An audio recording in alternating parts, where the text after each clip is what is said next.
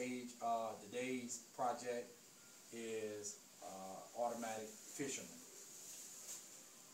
What I use them for is sometimes during the spring, late spring down here, the crappie are real active on piers, and the type of fishing I do around the piers are tight line with shiners or jig on them. Well, a lot of times you have a very light bite, and the crappie will grab the shiner and let it loose, or grab the jig and let it loose. Well, I like to fish multiple rods to increase my chance on limiting it out, and also when I take clients, so for him to have a good experience, the more rods you have out, the better it is. So I came up and I made these automatic fishermen that my clients can use. Now, it might not seem like fun, but once you get out there and you start, it takes you 2 hours or 3 hours to live it out each person. It is fun. You really can have a lot of fun in a short period of time. But the way I designed them to go with, I fish off a lot of piers and a lot of fish houses with roof on them. So I like to use the ultralight rods. They're light action rods. They're Alba Garcia rods that I use, and with a little ultralight spinning reel on it. I like spinning reel for the versatility of it. This is a 5'6" rod, and I kind of designed all my fishermen for a 5'6" rod because, like I said, it works real well for me in the fish houses off the piers and everything.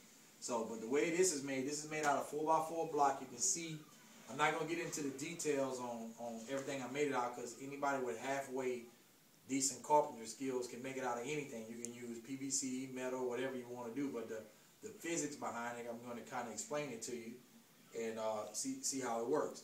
What I have here, I did my 4x4 block, and that's where the rod sits, all right? And you can see it's a 45, 35 degree angle, and that's important, whatever you use, to have that angle and a good stiff mount base, because I'm going to show you why.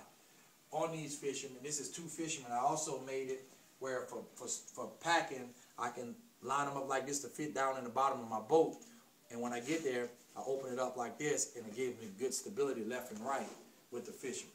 All right, so when I get there, it's very quick to set up. If you can see, I set it up right here, fairly quick. And this is believe it or not, the triggering mechanism. If you come close, Miles, you see it's made out of an eye loop and just a normal split ring, the kind of split ring that go on a keychain. And what you would do is, if you back out a little bit, Miles, back out a little bit so you can see the whole thing. If the rod is setting like this, stop shaking. The rod is setting like this at a good angle. What I do is I got to kind of calibrate it. I take the eyelets on the rod and I bend it forward to where it's bent, but it doesn't mess with the function of the eyelet. It still allows the string to slide through like it's supposed to. And what I do is, once you drop your shiner down to your desired depth, one thing I like about these spinning reels also, once you find your depth, there is a lot of people don't know about it, but there is a piece of equipment on the side of this spinning reel that allows you to lock the string in where it only unwinds to that depth. If you come closer, I'll show it to you, Miles. Come closer.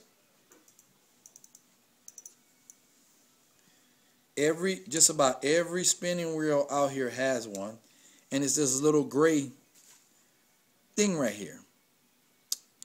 What I found is used to tie your string to keep it from unwinding, but I find if you take your string, once you get the depth out that you want to fish, if you take the string and wrap it around it,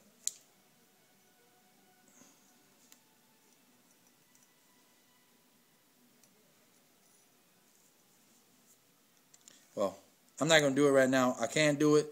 It takes a little time. But what it does, it still allows the string to unwind to that point. So you can hit that depth consistently over and over. And anybody who's sac-lay fish knows sometimes when they're biting at 16 feet, if you go to 17 feet, they won't bite. Make sure you got my face. When I'm talking, get my face unless I'm showing it to you. I'm getting your face.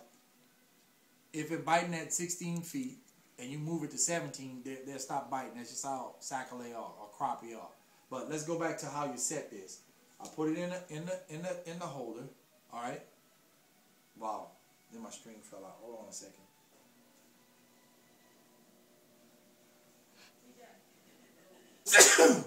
I'm gonna get fired.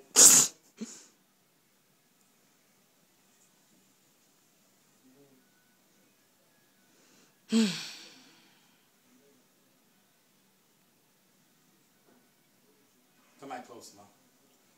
All right. Like I said, once you put it in the holder, you raise the trigger mechanism up. You take the eye ring, and I got it on the third eyelid up there. So once it's at your depth, you take the rod, you bend it all the way back to load it up to put energy into the rod. And you hook it on the eyelid. Sometimes it slips, but if you get it to hook just right, push it all the way back in there and let it loose. It'll hold the eyelid just like that.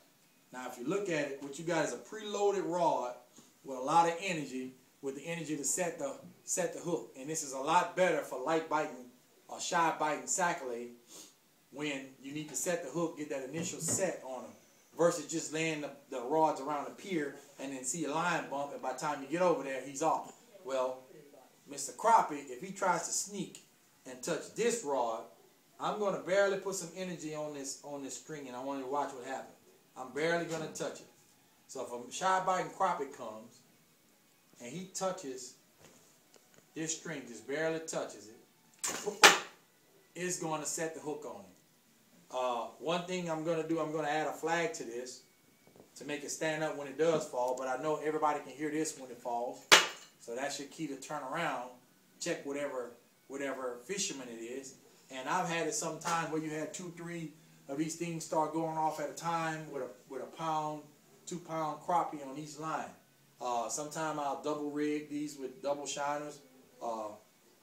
Sometime I'll put a shiner jig on it just to offer a variety of baits, but whatever that combination is that day, sometimes you can double up or triple up on them, however deep it is, and you can cover more depth at one time. But they work. They're very, very seldom miss fish, and that's it.